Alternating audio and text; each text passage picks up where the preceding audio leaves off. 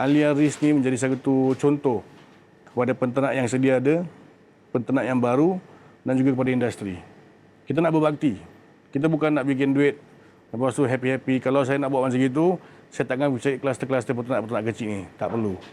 Kita nak berjasa kepada sahabat, pada industri, kepada player supaya kita dapat satu ekosistem yang cantik lah. Dan kita ni nak jadi satu harapan juga pada peternak baru.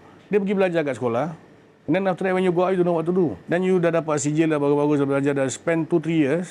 Kemudian tu you pergi kerja kat tol, jadi cashier, wasted talent kan. Kalau kita ni yang mulakan dengan ternakan, my mother-in-law started dengan 4 ekor. I started with 4 ekor ni juga.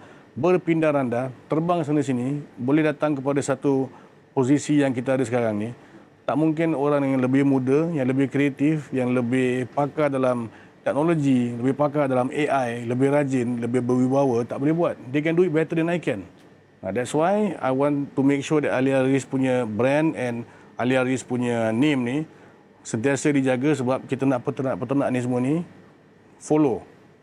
Dan selalu kita dapat membimbing lah sekiranya diperlukan.